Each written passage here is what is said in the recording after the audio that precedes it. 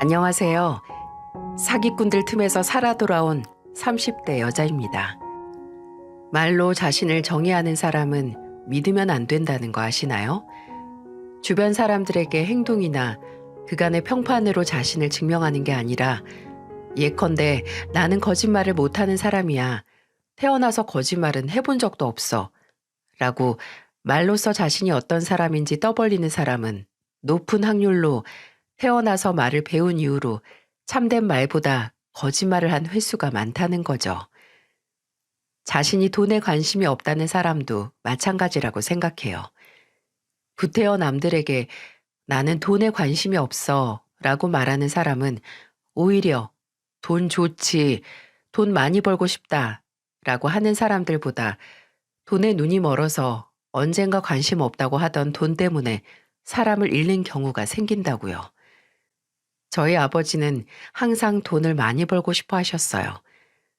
어머니와 결혼하시고 집안의 경제 상황이 안 좋아져서 내 가족들이 원하는 건 뭐든 해줄 수 있을 정도로의 재산을 만드는 게 목표이신 분이었죠. 그런 아버지의 자린고비적 기질과 연중 무휴, 쉬는 날도 없이 일하는 양반이라는 평판은 동네에서도 아버지 친구분들 사이에서도 유명했어요. 윤상철 그놈하고 밥 먹고 술 먹으려면 월급날 3번은 돌아야 먹을 수 있다고요. 친구분들과의 약속도 3달 정도 돈을 모아서 가시는 분이었거든요. 그렇게 아버지는 제가 대학교를 졸업했을 때 5층짜리 건물의 주인이 되실 수 있었어요. 낡은 건물이긴 했지만 건물을 매매하신 후에 아버지는 리모델링도 하시고 임차인들도 심사숙고해서 뽑아 건물을 마치 셋째 자식처럼 애지중지 키우셨죠. 그 덕에 건물은 매년 값이 올랐지만 물질적 가치보다도 그 건물은 아버지가 가족과의 여유로운 생활과 어머니와의 노후를 위해 젊음을 바친 자부심과도 같았습니다. 제가 대학교에 입학했을 때만 해도 허리띠 졸라매며 살긴 했지만 아버지가 건물을 사고 경제적으로 조금 넉넉해질 때부터는 저도 가족도 조금은 인생을 즐기면서 살 수 있었어요. 저는 2개씩 하는 아르바이트 중에 하나를 그만두고 테니스를 시작했는데 제가 원래 어렸을 때부터 운동신경이 있는 건 알았지만 이렇게 늦게 재능을 찾을 줄은 몰랐네요. 취미 삼아 동호회에 들어갔다가 거기 코치분에게 정식 경기 제의를 받게 됐고 대한테니스협회 승인 절차에 걸쳐서 선수 등록까지 할 수 있게 된 겁니다. 프로가 아니라 그냥 아마추어 수준이긴 했지만 늦바람이 무섭다고 국가 승인까지 받게 될 줄 누가 알았겠어요? 저는 대학은 체육과는 전혀 상관없는 인문 계열을 나온 터라 더 어안이 벙벙했죠. 그때 저희 아버지께서 제게 미안하다고 하시더라고요. 네 재능을 어렸을 때 알았으면 더 일찍 꽃피게 해줄 수 있었을 거라고.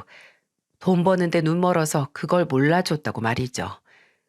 근데 어차피 저는 이걸 업으로 삼을 생각도 없었고 취미로도 만족하는 데다가 저도 몰랐던 걸 어머니 아버지가 어떻게 아셨겠냐고 괜찮다고 했어요. 그래도 미안하셨는지 제가 대학교를 졸업하고 취업 준비 한창 할 때 아버지께서 건물에 남는 자리 내어줄 테니 마땅히 하고 싶은 일이나 가고 싶은 회사가 없다면 거기서 테니스 용품점이나 테니스장을 운영하라고 해주셨죠. 저는 테니스장을 운영하기 전까지만 하더라도 선수 활동은 소소하지만 꾸준히 했었어요. 지자체에서 열리는 아마추어 대회도 나갔었고 같은 소속된 선수들이랑 친목도 쌓기도 했고요. 몇 명은 아직도 제가 하는 테니스장에 회원으로 등록해서 연습을 하기도 하고요. 그리고 한창 소속 선수들하고 만나서 활동을 할 때 그 사람을 만나게 됐죠. 그 사람은 친목을 다지던 선수들 사이에서 희범이 형이라고 불렸습니다. 남자들은 물론이고 여자들도 희범이 형이라고 부르며 따르는 사람이었어요. 왜 그런 사람들 있잖아요. 어느 무리에서나 리더가 되고 눈에 확 띄는 그런 사람이요. 늘 선수들 간의 식사 자리나 술자리는 그 사람 위주로 돌아갔고 그 사람은 언제나 가운데 앉아서 주변 선수들의 관심을 한 몸에 받았어요. 초반에는 주변에 사람이 너무 많아서 저는 몇 마디 나눠보지도 못했어요. 그냥 얼굴 보면 인사하고 운동 얘기 좀 나누는 정도? 근데 그 사람과 누구보다 가까워지게 된 계기가 있었습니다. 작은 친목 경기를 끝내고 진 팀이 술을 사기로 한 날이 있었는데요. 술자리에서 이런저런 얘기하다가 술에 좀 취한 회원이 안주거리 삼아서 저희 아버지가 건물주라는 얘기를 꺼내게 된 거예요.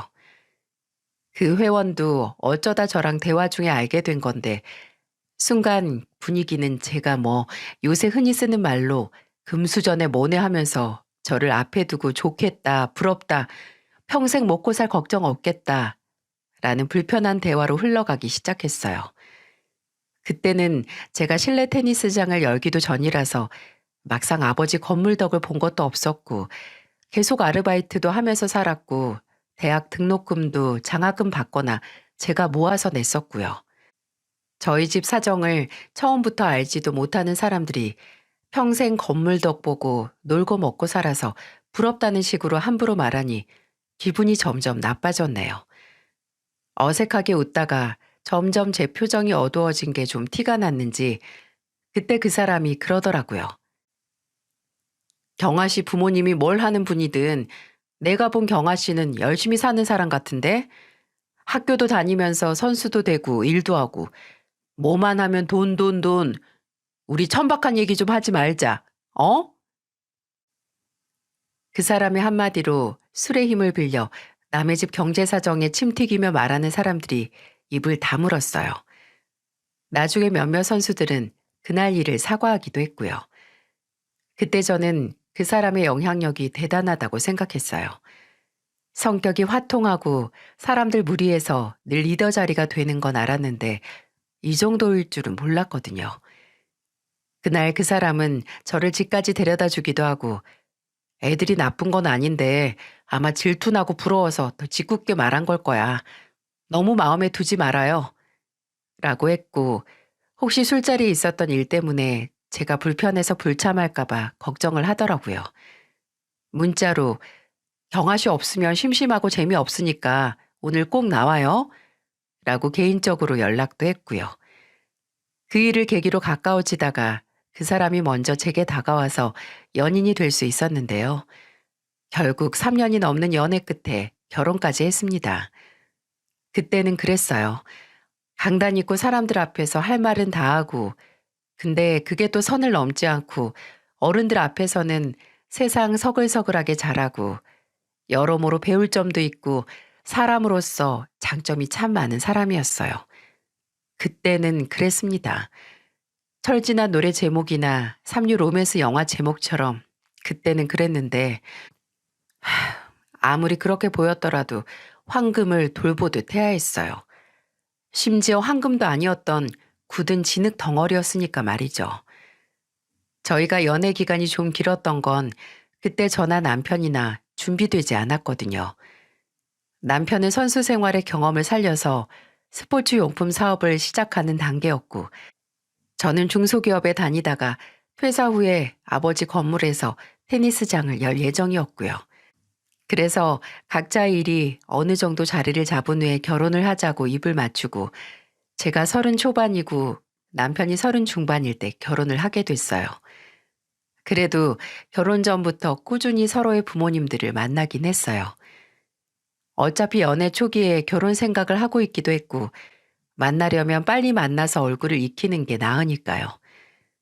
남편은 결혼 전부터 저희 부모님이나 제 동생에게 참 잘했는데 술도 못하는 사람이 저희 아버지가 술을 좋아하시니까 아침부터 숙취 해소 음료 먹고 술을 잘 마시는 방법 인터넷에 검색해서 온갖 방법을 동원해서 아버지와의 대작에서 살아남으려고 하더라고요. 아버지께서 그럴 필요 없다고 술 안 마셔도 된다고 해도 혼자 마시면 술맛 없다고 마시면 늘 거라고 하면서 꿋꿋이 버티더군요.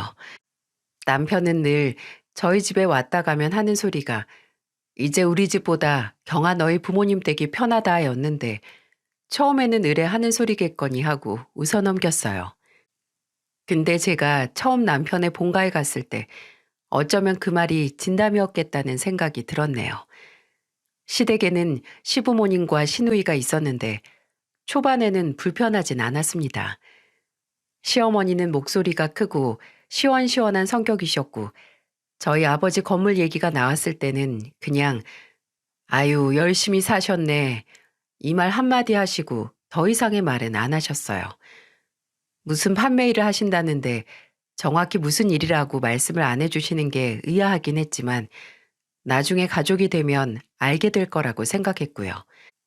시누이는 드럭스토어의 점장이었는데 시어머니와 얼굴도 성격도 꼭 닮았더라고요. 시아버지와 시누이가 붙어 있으면 그냥 좀 기가 따갑다 하는 정도인데 그렇다고 불편하진 않았는데 제가 시댁에서 불편했던 건 바로 시아버지 때문이었어요. 근데 시아버지가 저를 불편하게 한 건 아니고 시어머니와 시누이가 시아버지를 대하는 태도 그 자체가 너무 불편하다 못해 불쾌할 정도였어요. 어떤 사람이 왕따를 당하는 현장을 본 적이 있으신가요? 따돌림을 당하는 현장 말입니다. 눈치를 보게 되고 등줄기에 식은땀이 절로 날 정도로 긴장을 하고 눈을 질끈 감고 싶을 정도로 기분이 더러워요. 그리고 시댁에 가면 그런 기분을 느낄 수 있었죠. 처음 간 날은 좀 긴가민가 했습니다. 시아버지께서 식사 중에 음식을 조금 쩝쩝거리셨는데 그걸 본 시어머니가 젓가락을 식탁에 탁 하고 놓더니 이러시는 겁니다. 아유 정말 시끄럽고 입맛 떨어져서 같이 밥을 못 먹겠네. 병아 보기 창피하지도 않아? 병아가 집에 가서 예비 사돈들이 식사 예절도 없다고 흉보겠어. 아니 누가 쩝쩝거리면서 먹는 게 거슬릴 수 있어요. 그럼 그냥 조용히 알려줘도 되잖아요. 이 정도로 윽박을 치는 게 아니고요. 그때는 와 시어머니가 좀 세시다라는 생각을 했고 그 말을 들은 시아버지께서 뭐라 반박도 못하시고 입을 가리시며 사과를 하는 모습을 보고 이러는 게 하루 이틀이 아니라 원래 이런 분위기라는 걸 알 수 있었죠. 또 다른 날에는 거실에 앉아있던 시아버지께서 다리를 좀 떠셨는데 시어머니가 그걸 보고 성큼성큼 다가가시더니 시아버지 정강이를 발로 툭툭 차시면서 벌이도 시원치 않으면서 집안 망하라고 고사지네? 다리 좀 그만 떨어. 정신 사나워 죽겠네. 라고 하시는 거예요. 그때까지만 해도 두 분 사이가 안 좋다고 생각해서 남편에게 넌지시 말을 꺼내도 남편은 아버지가 어머니 속을 많이 썩여서 그래. 자업자득이지. 이러기만 하고요. 제가 알기로는 시아버지께서는 개인 사업을 하시고 벌이도 나쁘지 않으셨거든요. 그래도 내가 모르는 과거가 있겠지라고 제 딴에는 이해를 하려고 했는데 결혼을 앞두고 시누이까지 해서 시댁 식구들과 다 같이 식당에서 밥을 먹는데 그때 그냥 시부모님의 문제가 아니라는 걸 알 수가 있었어요. 지금 정확히 기억이 안 나는데 그때 제가 테니스장에서 스낵바도 작게 운영을 했는데 거기 직원이 좀 마음에 안 든다고 정리를 해야겠다는 이야기를 했던 것 같아요. 그랬더니 평소에는 정말 조용하신 시아버지가 본인이 운영하는 사업체에서도 사람 관리하는 게 제일 어렵다, 피곤한 일이다라는 이야기를 하시며 공감을 해주셨거든요. 근데 그 얘기를 들은 시어머니가 진짜 파 하는 소리로 누가 봐도 비웃는 것처럼 웃더니 이러시는 겁니다. 집에서 가족들하고도 못 지내면서 밖에서 직원들하고도 못 지내? 아유, 대체 제대로 하는 일이 뭐람? 시어머니는 거의 매번 시아버지가 무슨 말을 하시면 무시하거나 괜한 꼬투리를 잡아 시비를 걸긴 해서 그날도 아, 또야? 라고 불편해했거든요. 시아버지가 그 소리를 듣고 그냥 헛기침만 하셨고요. 근데 이번에는 시누이까지 시어머니를 거들었어요. 사람 관리를 못하는 게 아니라 만만해 보이니까 그렇겠죠. 딱 봐도 그렇잖아. 그래, 맞아. 윤희 말대로 당신 아주 만만해 보여. 맨날 눈도 좀 흐리멍텅하게 뜨지 말고 제발 제대로 좀 떠봐. 그리고 말도 좀 제대로 흐리지 말고 하고 당신이랑 말을 하면 이 말이 대체 언제 끝나나 하고 지겨워진다니까. 아우, 맞아, 맞아. 저번에 뭐 TV 보다가 딴소리 하는데 교장 선생님 훈화인 줄? 그때 세원이도 있었잖아요. 언니도 지겨웠죠? 아니요. 전 안 지겨웠어요. 아가씨가 흥미없는 주제라서 그렇게 느껴졌나 보죠. 원래 사람이 아는 만큼 보이고 들린다고 하잖아요. 사람 우습게 만드는 게 일상인 사람들 같았어요. 그때 시아버지가 시댁에서 공공연한 왕따 같은 존재라는 걸 깨달았어요. 시어머니와 시누이가 편먹고 시아버지에게 괜한 시비를 거는 것뿐만 아니라 남편도 그 모습 보고 말만 안 보탤 뿐 방관하기만 했으니까요. 과거 시아버지께서 무슨 잘못을 하셨길래 가족들이 단체로 이러시는지 모르겠지만 차라리 정이 떨어지고 꼴 보기 싫으면 따로 살던가 이렇게 옆에 두고 바보 만들고 따돌리는 건 좀 아니잖아요. 그래도 결혼 후에는 저도 가족 구성원으로서 발언권이 생겼다고 생각해서 저런 상황이 생기면 좀 더 적극적으로 시아버지를 두둔하고 시아버지와 대화를 많이 했어요. 시아버지도 그런 제게 좀 더 고마움을 느꼈는지 명절에 제가 주방에 있으면 괜히 오셔서 같이 음식 만드는 걸 함께 하시고 제가 마트에 가려고 하면 짐꾼 필요하지 않냐고 하시며 함께 가셨었고요. 제가 결혼 후에 가장 힘든 일을 겪었을 때도 제 슬픔을 먼저 알아주시고 제 편을 들어주시던 분이 시아버지셨습니다. 남편과 결혼하고 3년 동안은 별다른 문제 없이 잘 지냈어요. 제 일도 남편 사업도 문제 없이 풀렸고 양가 어른들도 건강하셨고요. 문제는 저였는데 저와 남편은 결혼하고 1년 후에는 꾸준히 임신을 계획했었어요. 남편은 곧 40이 됐고 저도 적은 나이가 아니었으니까요. 근데 좋은 소식은 들려오질 않고 점점 초조해지더라고요. 저를 초조하게 만들었던 건 임신이 되지 않았던 문제도 있었지만 이 문제로 점점 저를 쪼아대는 시어머니의 탓도 있었습니다.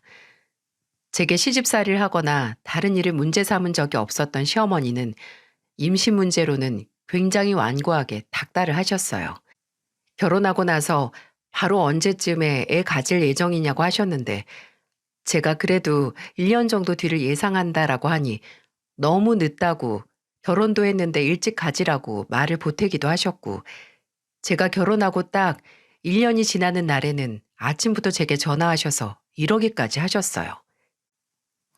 예, 너 오늘 너희 결혼 기념일이지? 내가 달력에 딱 표시해뒀다. 네가 말한 대로 이제 슬슬 나도 손주 좀 봐야지. 주변에 하나 둘 손주 보는 친구분들이 느니까 부럽기도 하고 그 나이 때쯤은 손주 키우는 재미로 산다는 분들도 계시니까 시어머니도 손주를 빨리 만나고 싶어하는 마음은 알겠는데요. 1년 되는 날을 기다리고 있다가 제게 알려주면서 부담을 주시는 게 마음이 참 불편하더군요. 심지어 저도 남편도 나름대로 자연 임신을 준비했는데 매번 한 줄만 나오니 점점 초조해질 수밖에요.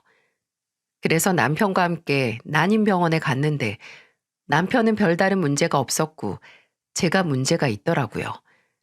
다낭성 난소증후군. 원체 월경 주기가 불규칙한 건 아니고 심각한 건 아니었지만 자연 임신은 힘들다고 하더군요. 난임병원에서는 인공수정을 권했고 저는 생각할 시간이 필요하다고 했어요. 남편도 시어머니도 시간이 금이라고 문제가 있으면 빨리 시도하는 게 좋다고 했지만 주변에서 시술 자체가 아프고 힘들기도 하고 호르몬 치료할 때도 고생한다고 들었거든요. 제 몸이고 제가 혼자 온전히 감수해야 하는 일이니 그냥 시간이 필요하다는 건데 왜 이렇게 들볶는 건지. 남편은 조급하게 굴어서 미안하지만 그래도 정말 이런 시술을 시간이 금이고 마음만 있다면 빨리 시작하는 게 낫다고 인터넷이나 주변 지인들 경험담으로 들었다고 저를 설득했어요. 나도 내가 대신 해줄 수만 있다면 당연히 내가 하고 싶지. 근데 그럴 수가 없으니까 나도 답답하고 힘들어. 시간 더 지났다가 여보가 더 힘든 상태에서 고생하는 거 견딜 수가 없을 것 같아서 나도 모르게 초조해서 당신을 재촉했나 봐. 미안해. 그 말을 듣고 보니 남편 입장도 이해가 가서 저는 인공수정을 하겠다고 했어요. 마음을 단단히 먹기도 했지만 그 길로 고생길이 열렸죠. 아프다고 듣기는 했지만 이 정도일 줄은 몰랐거든요. 차가운 산부인과용 의자에 앉아서 온갖 것들이 나를 찌르고 누르고 해야 할 것과 하지 말아야 할 건 또 얼마나 많은지 복용하는 호르몬 약 때문에 감정은 널뛰기를 하고 테니스장에서 회원들 상대하다가 갑자기 울컥하고 어쩔 때는 눈물도 나고 사무실에서 혼자 울고 몸속에서 그냥 쌩 난리가 나는 것만 같았습니다. 그래도 나와 남편의 아이를 만나기 위해 남들보다 좀 더 힘들게 치러야 하는 통과 의례라고 생각하니까 그나마 참고 견딜 수 있었죠. 하지만 역시 1차 시도가 실패했다는 걸 알았을 때 힘이 쭉 빠지는 건 사실이었어요. 원래 다낭성일 때 1차 시도는 거진 실패한다고 마음의 짐을 좀 놔야 한다고 듣긴 했는데 그래도 실망한 마음과 그 시술을 또 하고 또 같은 과정을 반복해야 한다니 아득하기도 했고요. 제가 한창 1차 시도를 할 때는 부모님께 힘든 내색도 못했어요. 그냥 부모님께서 저를 걱정하는 것도 싫었고 아버지께서 저 안쓰럽다고 인공수정 비용도 다 지원해 주셨거든요. 근데 제가 거기서 징징거리면 안 되잖아요. 근데 너무 서운한 게 시댁에서는 시어머니나 남편도 제가 그 고생을 할 때 옆에서 그냥 참고 견뎌야 한다, 할 수 있다, 이런 응원만 하고 너무 힘들면 그만하자고 네 몸 생각하라는 말을 들어본 적이 없었네요. 그러다가 제가 1차 실패를 했을 때 그 소식을 들은 시어머니랑 시누이가 뭐라고 했는지 아시나요? 경아 너 정말 병원 간 건 맞니? 네? 그게 무슨 소리세요? 아니, 혹시나 너 일도 잘 되고 애 낳는 거 좀 늦추려고 병원 간 척, 시술한 척 하는 거 아니냐고. 아깝긴 할 거 아니야. 잘 나가는데 애 생기면 괜히 짐처럼 느껴질 테니까. 그럴 수 있지. 솔직히 요즘 사람들 임신 늦게 하려고 하긴 하잖아. 애 생기면 그 길로 고생문 열리는 건데 누가 그 문 빨리 열고 싶어 해. 새언니, 나는 그 마음 이해해요. 어머님, 병원에 남편도 같이 갔어요. 아무리 1차 시도가 실패로 끝났어도 진짜 괜한 의심하시네요. 그리고 아가씨도 이해하긴 뭘 이해해요. 괜히 사람 마음 지레 짐작해서 공감하고 이해하는 척하면서 시비 좀 걸지 말아요. 어머 얘, 그냥 혹시나 해서 하는 소리에 뭘 그렇게 잡아먹을 듯이 구니? 호르몬 때문인가 보죠. 저 어머님 손주 낳으려고 호르몬 치료하면서 감정 조절이 평소보다 잘 안 되니까 제발 아버님한테 하던 대로 저한테까지 시비 좀 걸지 마세요. 호르몬 핑계를 대긴 했지만 그때는 호르몬 문제가 있지도 않았어요. 그냥 정말 너무 열이 받아서 정색하고 받아친 거죠.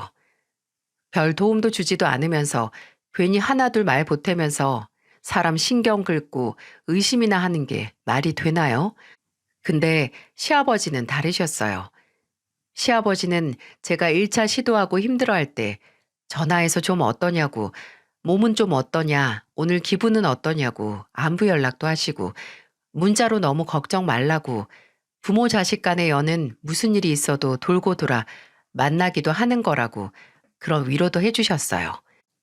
이런 위로 문자를 참 많이 보내주셨는데 그중 가장 마음에 와닿았던 건 이거였습니다. 경아야, 요새 기분도 싱숭생숭하고 몸도 힘들고 고생이 많다. 너 혼자 그 무게를 감당하면서 애써 괜찮은 척하는 게 안쓰러워서 나도 밤마다 잠을 설친다. 언젠가 좋은 소식이 들릴 거고 꼭 우리 경아 닮은 착하고 똑똑한 손주 태어날 거니까 너무 초조해하지 않았으면 좋겠구나. 그리고 만약 원하던 결과를 얻지 못해도 괜찮다는 말을 해주고 싶다. 꼭 피가 이어진다고 해서 가족이 아니고 피 한 방울 안 섞였어도 가족이라고 생각하면 그게 가족인 것처럼 경아가 경아 닮은 예쁜 자식을 꼭 만날 수 있다고 이 시애비는 믿어 의심치 않는다. 추운데 건강관리 잘하고 너무 불안해하지 마렴. 이 문자를 받았을 때는 뭔가 제가 정말 원하던 위안을 받은 것 같아서 개운하고 마음이 녹는 것 같았습니다. 시어머니는 당장 2차 시술 날짜를 잡으라고 다음 시술에는 본인이 함께 가겠다고 제 숨통을 조여오는데 말입니다. 행여 마음 아프실까 부모님께 안전했던 제 마음을 시아버지께서 대신 위로해 주시는 것 같았죠. 그리고 몇 달 후 저는 2차 시도도 또다시 실패를 했고 3차까지 받을 것인가 말 것인가의 기로에 서 있었을 때 시아버지에게 불행한 일이 동시다발적으로 일어나기 시작했어요. 이미 제가 인공수정을 받기 시작했을 때부터 시아버지의 사업이 하락세로 가고 있긴 했어요. 코로나 시국의 영향으로 힘들어 하시는 건 눈치채고 있었거든요.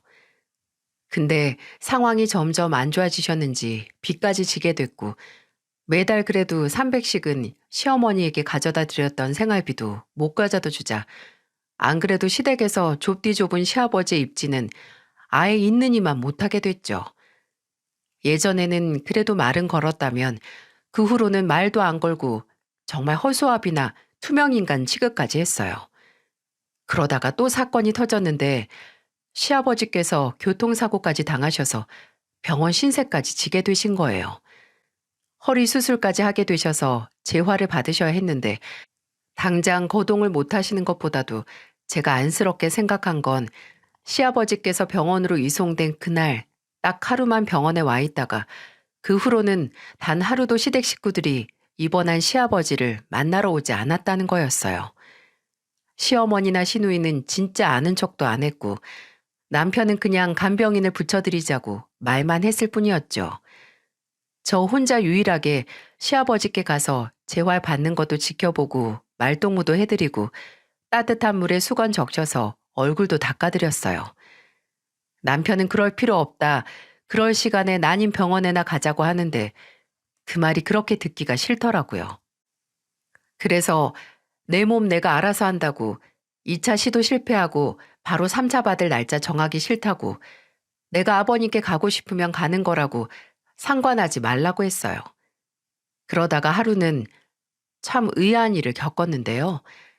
그날도 시아버지께서 입원하신 병원에 가서 간병인께 식사하고 오시라고 한 뒤에 제가 곁을 지켰거든요.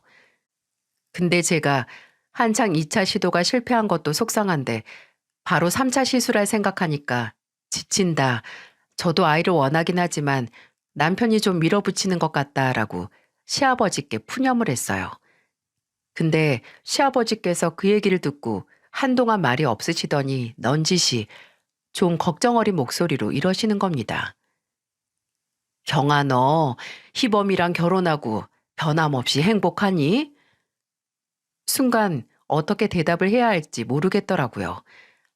여기서 행복이라는 게 상대적인 건지 절대적인 건지 좀 헷갈리기도 하고 저도 진지하게 내가 행복한지 고민을 안 해본 터라 곧바로 그 질문에 답을 할 수가 없었어요.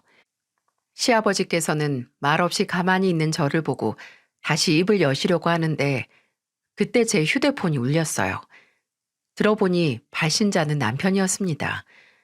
별로 받고 싶지가 않아서 제가 시아버지께 안 받아도 된다고 무슨 말 하시려고 했냐고 하니까 시아버지께서 제 휴대폰을 빤히 보시더니 이내 아니라고 빨리 받으라고 하시고 하려던 말을 안 하셨어요. 사고 뒤에 찾아와 보지도 않고 연락도 안 하는 남편과 다른 가족들 때문에 좀 회의감이 드셔서 하는 질문인가 했습니다. 근데 몇 달 후 다행히 회복 후에 퇴원을 하신 시아버지께서 폭탄 선언을 시댁에 투척하셨어요. 바로 시어머니와 이혼을 하신다는 겁니다. 솔직히 이야기를 듣는 여러분은 드디어 하는구나 싶으시잖아요. 시아버지께서 그런 취급을 당하시며 살았으니까요. 저도 그래 차라리 이혼을 하고 사는 게 양쪽에 낫지라고 생각하긴 했는데 의문이 들긴 했어요. 그런 삶에 적응하신 것처럼 살던 시아버지의 마음을 바뀌게 한 계기가 있었나 싶더라고요. 시아버지께서는 나중에 제게 따로 먼저 이야기 못해서 미안하다고 그래도 죽기 전까지 이렇게 살고 싶지 않다고 설명을 해주시긴 했어요. 시어머니는 당연히 처음에는 미친 듯이 분노를 하셨죠. 네가 뭔데 사업 망해도 끼고 살았는데 주제 파악 못한다고 난리를 부리셨습니다. 새벽마다 저나 남편에게 전화를 해서 시아버지 욕을 그렇게 하셨어요. 고작 그런 인간한테 이혼 얘기 먼저 당한 게 너무 분하고 억울하시다고요. 근데 그러다가 곧 차라리 잘 됐다고 나도 너 싫고 먼저 이혼하자고 해서 고맙다고 비아냥거리기 시작했습니다. 물론 시누이도 그런 엄마 곁에 딱 붙어서 시아버지가 100% 후회하고 나중에 와서 다시 같이 살자고 애원할 거라고 했고요. 그렇게 시부모님은 이혼을 하셨고 시아버지는 작은 원룸에 혼자 살기 시작하셨습니다. 혼자 살기에도 작은 집이었지만 시아버지는 시어머니나 시누이와 살 때보다 오히려 더 속이 편하고 숨이 잘 쉬어진다고 웃으면서 제게 말씀하셨어요.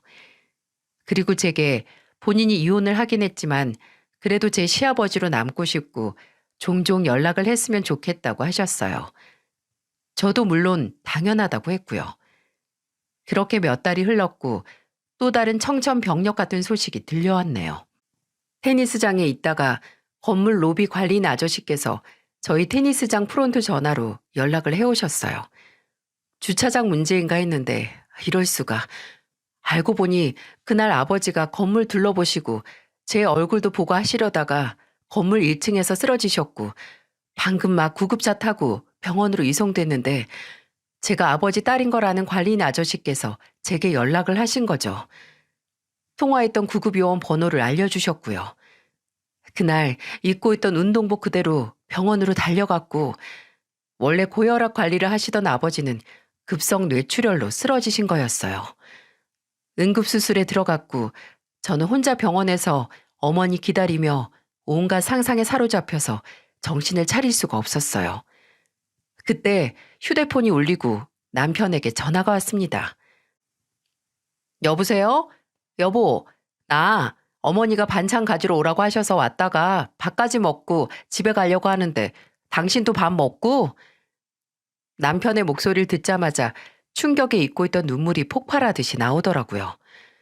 제가 끄끄거리면서 우니까 남편이 당황해서 대체 무슨 일이냐고 묻고 저는 아버지께서 뇌출혈 때문에 방금 수술실에 들어갔다고 너무 걱정된다고 말했어요. 남편은 어느 병원이냐고 당장 제가 있는 곳으로 오겠다고 하더군요.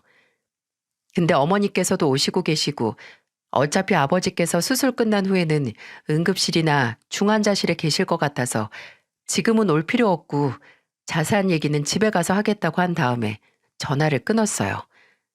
아니, 끊은 줄 알았습니다. 휴대폰을 귀에서 떼고 주머니에 넣었는데 어디서 진짜 미세하게 말소리가 들리는 것 같은 거예요. 그때 근처에 대화 중인 사람도 없고 수술실 앞에 사람도 저뿐이니 무슨 소리인가 했죠. 근데 그 소리는 정확하게 제게서 제 옷 주머니에서 나고 있었어요. 그런 경험 있으신가요? 전화 통화를 끊은 줄 알았는데 알고 보니 서로 안 끊어서 그 후에 말소리나 소음이 들렸던 경험이요.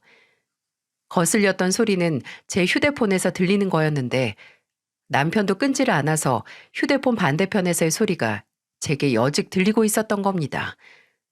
근데 그 내용이 충격적일 수밖에 없었어요. 뭐? 어디 병원인데? 그건 아직 모르고 집에 가면 자세히 말해준대요. 와, 근데 돌아가시면 대체 얼마야? 예, 근데 그 건물이나 재산이나 경아 걔가 받는 건 맞니? 동생도 있잖아. 남동생이긴 한데 그래도 경아가 장녀인데? 그리고 장인어른이 경아를 워낙 아끼셔서 처남보다는 지분을 많이 받을 거예요. 엄마, 내가 마지막에 확인해 봤을 때 건물값만 70억이었어요. 70억. 그 돈이면 우리 평생 놀고 먹고 살아도 돼. 너 나중에 딴소리 하지 말고 그 양반 정신 차리기 전에 재산 정리하거나 유서 확인하자고 해라.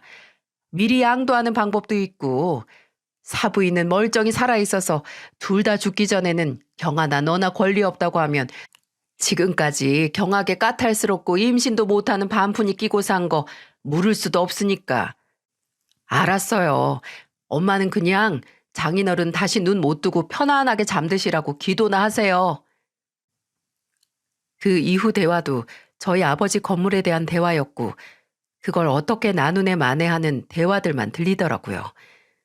아까 식사하고 온다고 하던데 중간중간 식기가 부딪히거나 음식 먹는 소리가 들렸고 아무래도 전화 통화 마치고 나서 그냥 식탁 위에 놨는데 통화 종료를 안 하고 그냥 놔둔 모양이더라고요.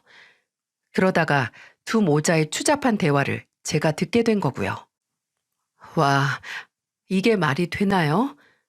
남편은 결혼 전부터 저희 아버지 재산에 하나 관심 없다고 했던 사람입니다. 시어머니도 마찬가지고요. 종종 시누이가 철없이 저희 아버지 건물에 옷가게 차리고 싶다는 말 같은 걸 하긴 했는데 그때마다 시어머니나 남편이 무섭게 다그치기도 했어요. 근데 두 인간은 염치 없고 뻔뻔한 시누이보다 더한 계획을 짜고 있더라고요. 희미하게 들려오는 대화를 일단 정신 차리고 녹음을 하기 시작했고 저는 어머니가 병원에 도착하시기 전까지 통화 종료 후 멍하니 있을 수밖에 없었어요. 당장 아버지께서 생사의 고비에 서 계시니 이 문제로 더 걱정할 여유가 없기도 했고요. 다행히 아버지는 수술 경과도 좋았고 며칠 뒤 정신도 돌아오셨어요. 코로나 시국에 병원 병실에 간병인이 1인 이상 있을 수 없어서 어머니 대신 제가 있던 날 아버지께서는 정신을 차리셨고 저희 가족은 한 고비를 넘겼습니다. 근데 한 고비를 넘기고 나니 잠시 뒤로 밀어나던 일이 생각나더라고요. 그날 숨죽이고 들었던 시어머니와 남편의 대화가 불현듯 떠올라서 정신을 차리신 지 몇 시간 안 된 아버지에게 털어놓고야 말았어요. 제 남편, 제가 생각했던 사람이 아니었나 봐요. 아버지 쓰러지셨다니까 기다렸던 것처럼 바로 지 엄마랑 그런 대화나 하고 어쩌면 처음부터 아버지 건물 하나 바라보고 나랑 결혼한 거 아닌가 하는 생각만 하면 아버지는 제 얘기를 듣고 누워서 가만히 천장을 바라보시다가 아직 마비가 제대로 풀리지 않은 손을 가까스로 살짝 들어 옆에 있던 제 손을 잡으셨어요. 그리고 아직은 어눌한 말투로 이렇게 말씀하셨죠. 경아, 나 깨어났다는 말 한서방하고 그 집 식구들한테는 전하지 마라. 아빠가 깨어날 기미가 안 보이고 의사가 마음의 준비를 하라고 했다고 하면서 건물이 지들 거 될 수 있다는 헛된 희망 계속 품어보라고 해봐. 그럼 바로 그놈 의도가 탄로날 거다. 그리고 너도 그거 보면 바로 마음 뜰 거고. 아버지는 당장 남편이 제 앞에서 저와의 결혼이 정말 건물 때문이었는지와 목적이 정말 돈뿐인지 아버지 말대로 하면 알 수 있을 거라고 하셨고 또 남편이 제 앞에서 그걸 인정하는 모습을 보면 제 마음 정리도 더 쉬울 거라고 하셨어요. 그래서 저는 아버지의 말을 듣기로 했습니다. 집에서 남편에게는 아버지가 아직도 정신을 못 차리셨는데 의사가 차후가 안 좋고 고비니까 가족들끼리 마음의 준비를 하라는 소리를 들었다는 소리를 했어요. 그때 남편은 저를 안아주며 너무 걱정 말라고 하면서 위로해줘서 나나 아버지가 틀렸나? 그날 통화 내용이 뭔가 오해가 있었나? 라고 순간 생각을 했지만 그 연기에 숨겨진 본색은 며칠 뒤에 탄로났습니다. 아버지는 병원에서 이제 말도 어눌하지 않게 또박또박 할 수 있게 되시고 걷는 연습도 하기 시작하셨지만 제게 아직 아버지가 깨어나지도 못했다고 들은 남편은 매일같이 아버지의 상태를 저를 통해서 확인했어도 또 아버지 예우 얘기를 하는데 남편이 넌지시 이런 질문을 하는 겁니다. 근데 장인어른 돌아가시면 그 건물은 어떻게 되는 거야? 장모님께서 관리를 도맡아 하는 거야? 그게 갑자기 왜 궁금해? 내가 다른 의도가 있는 게 아니라 당신이 기분 나쁘게 안 들었으면 좋겠어. 사실 앞으로 장인어른이 다시 깨어난다는 확신도 없고 이러다가 돌아가시면 솔직히 장모님이 혼자 그 건물을 어떻게 관리해? 당신이나 처남이나 아니면 나나 도움드릴 수 있는 건 드려야지. 걱정 마. 벌써 그런 거 챙길 거 없어. 아니 그래도 솔직히 나도 더 기다리려고 했는데 장인어른 그렇게 되시고 나서 계속 말해야 하나 말아야 하나 했거든. 여보, 요새 나 사업 잘 안 되는 거 알지? 당신한테도 내가 면목 없긴 한데 솔직히 요새 안 힘든 사람이 어딨어. 원래는 장인어른 만나 뵙고 부탁하려고 했는데 이렇게 됐으니 어쩔 수 없지. 장모님이 계시니까 당장 그 건물을 팔아서 처분을 하거나 그런 건 아니지만 혹시 그 건물로 담보대출 받아서 나 사업하는데 도움 좀 받을 수 있지 않을까? 나도 장인어른 깨어나시거나 뭐 본론 나면 말하려고 했는데 가만히 있으면 문제 해결도 안 되고 오히려 빚만 더 느니까 어떻게 안 될까? 안 돼. 라고 말하려다 말았습니다. 그냥 예상했던 걸 직접 눈앞에서 마주하니 화가 나기보다도 그냥 허무하더라고요. 당장 아버지가 숨이 넘어갈 판국이라는 걸 아는 사람이 아버지 건물 담보대출을 꺼내는 걸 보니 피가 차갑게 식는 걸 느꼈습니다. 그래도 내가 아는 남편은 이렇게 돈에 눈이 먼 사람이 아닌데 지금 사업이 잘 안 풀리니까 순간적으로 판단을 잘못한 건 아닌가 싶기도 했죠. 근데 예상치도 못한 곳에서 예상치도 못한 이야기를 듣고 순간적인 게 아닌 원래 그런 사람이었다는 걸 알 수 있었어요. 하루는 제 실내 테니스장으로 시아버지께서 찾아오셨어요. 처음에는 운동 시작하려고 오셨냐고 아버님은 무료라고 했는데 시아버지는 그게 아니고 제게 말하고 싶은 게 있어서 찾아왔다고 하시더라고요. 왜 여기로 오셨어요? 집으로 오셔서 편하게 말씀하시지. 거긴 듣는 사람이 있지 않니? 들으면 안 되는 사람이고. 경아야, 희범이한테서 내가 애들 친아버지가 아닌 건 아직 못 들었지? 네? 아버님께서 그럼 어머님이랑 재혼하신 거예요? 처음 들어요. 희범 엄마가 애들 아버지 되는 사람이랑 이혼한 다음에 나 만나서 재혼한 건데 애가 둘이긴 했어도 내가 좋은 새아버지가 돼줄 생각으로 한 결혼이었다. 근데 내 마음만 진심이었던 거지. 희범 엄마는 내가 사업을 한다는 게 개인 사업이니 못해도 뭐 달에 1,000은 넘게 번다고 오해를 한 거야. 그것 때문에 결혼한 거였고 애들은 지 엄마 하는 거 보고 자라서 나 아버지 취급도 아니 인간 취급도 안 하고 살았다. 그 집 인간들 다 진짜 피부치 아니면 나의 인간 취급도 안 하는 그런 인간들이야. 지금은 경한 이 아버지가 건물을 갖고 있으니 거기서 콩고물 떨어질까 숨죽이고 사는 건데 무슨 문제만 있다면 며느리 넌 다른 집안 사람이라고 배척하고 배신할 수 있다는 걸 경고해 주고 싶어서 내가 오늘 널 찾아온 거다. 나는 평생 내년에 나아지겠지. 내 후년에는 나아지겠지. 이렇게 세월만 보내다가 이제서야 이혼한 걸 후회하긴 하지만 경아야, 내 꼴 나기 전에 먼저 그만둬라. 지들하고 피나눈 가족 아니면 언제든 내칠 수 있고 이용할 수 있는 건 뭐든 이용하는 인간들이니까. 너, 네 시애미가 뭐 하면서 돈 버는지 모르지? 그 옆편네 다단계 판매직에 있어. 너까지 거기 휘둘리지 말고 일찌감치 이혼해서 나처럼 자유의지라도 찾아. 뭐라 말을 해야 할지 모르겠더라고요. 남편이 제가 생각했던 지금까지 나와 살아왔던 모습이 아니었다는 건 알겠지만 이런 과거가 있을 줄은 몰랐습니다. 지금껏 집안의 방랑자로서 시아버지께 당해지는 언어적인 조롱과 어쩌면 가끔 폭력까지도 겪으며 살아왔던 시아버지를 모른 척했는 게 충격적이었어요. 그래놓고 제가 시아버지와 친해지고 대화를 많이 할수록 그걸 못마땅하게 생각했다니 시아버지께 그 얘기를 듣고 제가 바로 뭘 했을까요? 주말이었던 다음 날 저는 남편을 불렀습니다. 안방에서 비척비척 걸어오는 인간을 앞에 앉히고 탁자 위에 제 휴대폰을 올려놨어요. 그날 의도치 않게 듣게 된 대화 내용이 담긴 녹음 파일을 재생했죠. 처음에는 무슨 소리인지 인지하지도 못하고 어리둥절해하던 남편의 표정은 삽시간에 굳어져 입술만 달싹이더군요. 저는 그 멍청한 얼굴을 보고 말했습니다. 어제 이거 들고 이혼 변호사 만나고 왔어. 마음 같아선 우리 아버지 건물 노리고 한 결혼 사기라고 하고 싶은데 안타깝게도 그건 안 되니까 당신이랑 그냥 이혼하는 걸로 만족하게. 애초에 왜 그렇게 애에 목숨 걸고 내가 스트레스를 받던 말든 인공수정하자고 했는지 알겠다. 애 생기면 우리 아버지 재산 더 떨어질까 그 생각으로 그런 거겠지. 경아야, 잠깐만 내 얘기 좀 들어봐.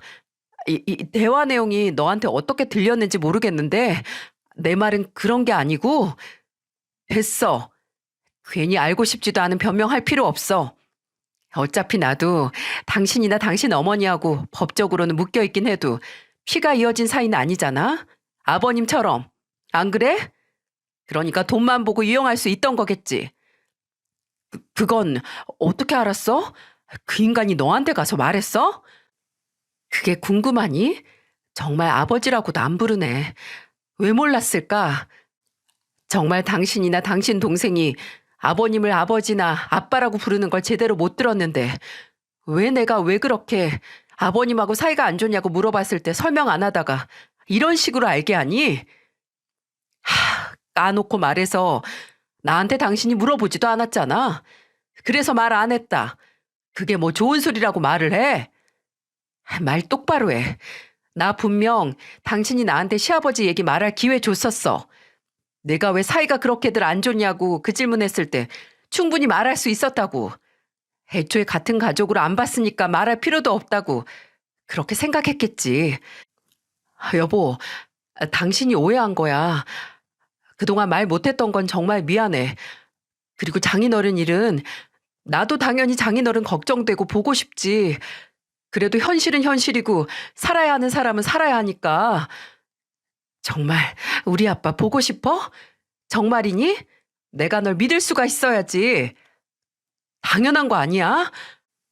나 정말 장인어른 좋아했어. 그래, 그럼 지금 당장 가자. 우리 아버지 뵈러. 어차피 이제 갈 시간이었어.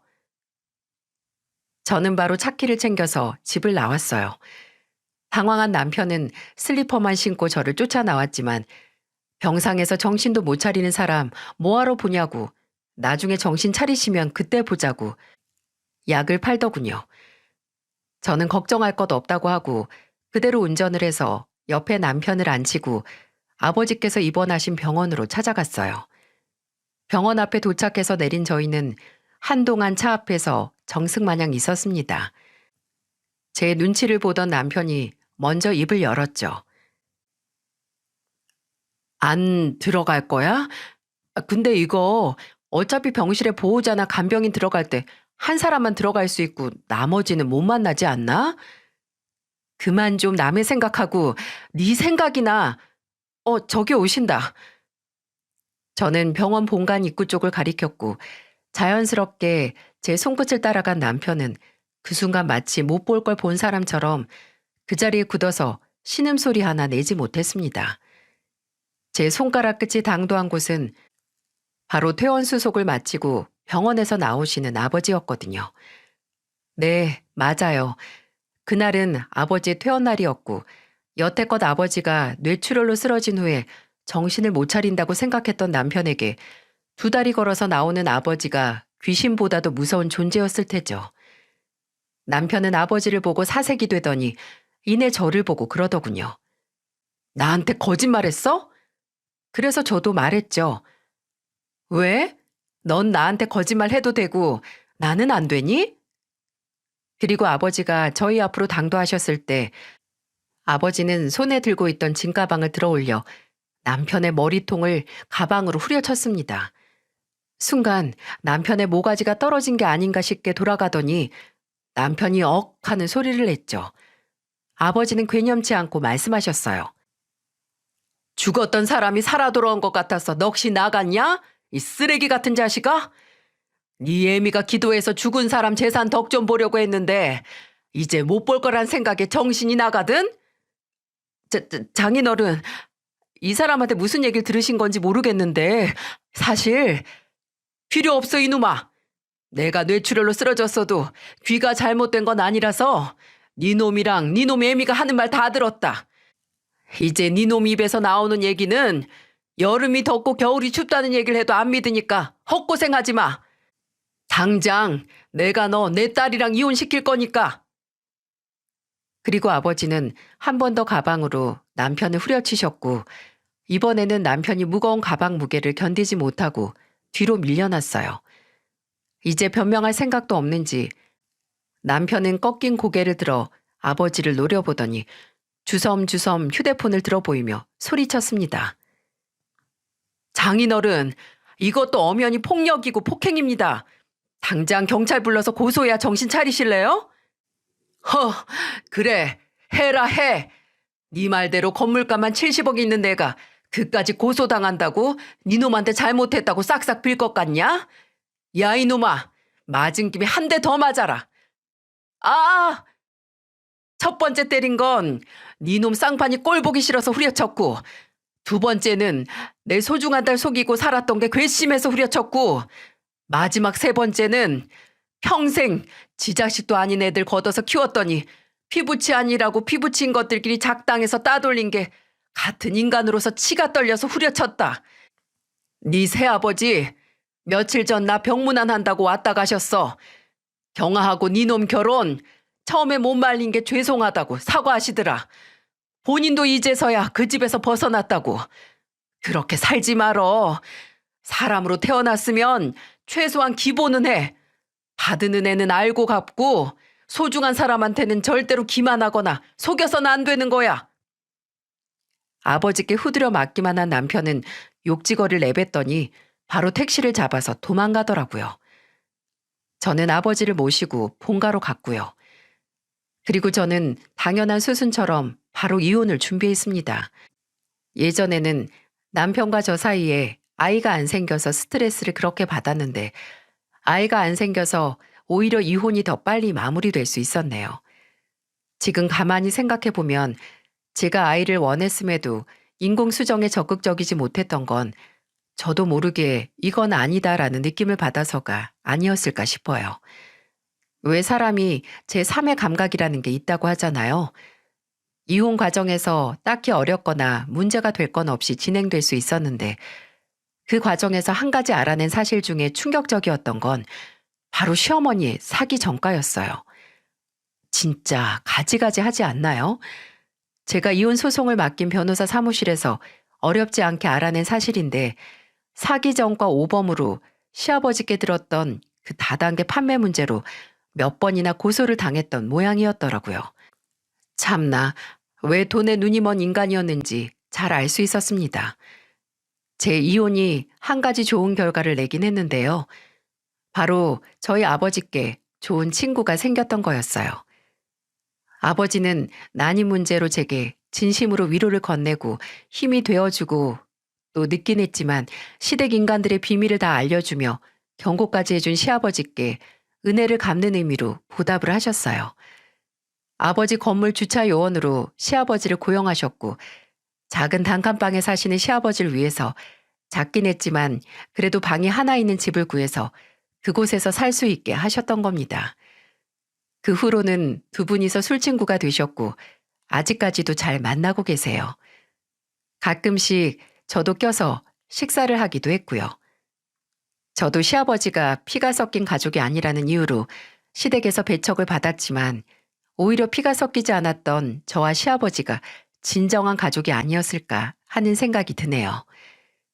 정말 찌질한 후일담을 말씀드린다면 이혼 후 전 남편이 사람을 풀어서 제 뒤를 캤더라고요.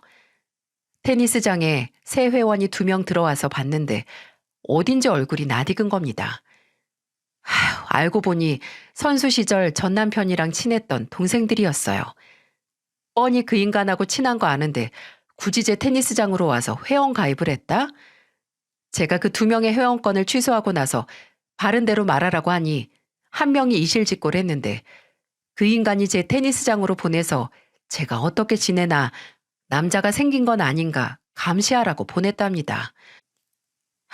어처구니가 없고 소름이 끼쳐서 진짜 제가 그 2사람에게 이딴 짓 한 번만 더 하면 그 인간을 스토킹으로 신고할 거라고 전하라고 했어요. 그 후로는 잠잠하긴 한데 또 모르죠 뭐. 그 인간이나 그 인간 가족들이나 상식의 선을 벗어나는 짓만 하고 산 인간들이니까요. 그런 인간들 틈에서 벗어났다니 처음부터 엮이지 않았으면 더 좋았겠지만 늦게라도 천운이 따라줬다는 생각도 들고 또 제가 이혼을 할 결정적인 계기를 준 시아버지께도 감사하다는 말씀을 전하고 싶습니다. 지금은 제 일에 집중을 하고 일이 잘 풀리면 분점을 내서 사업을 확장시키면 어떨까 하는 구상을 하고 있어요. 뭐 다른 운이 따른다면 다시 다른 사람을 만나긴 할 테지만 괜히 빨리 누굴 만나야 한다고 초조해하지 않으려고요. 혼자만으로 완전하고 부족함 없는 사람이 먼저 되려고 합니다. 이야기를 들어주신 모든 분들께 감사의 말씀을 드리며 앞으로 다가오는 2023년에는 지난해보다 더 행복하고 즐거운 일만 가득 넘치길 바랍니다.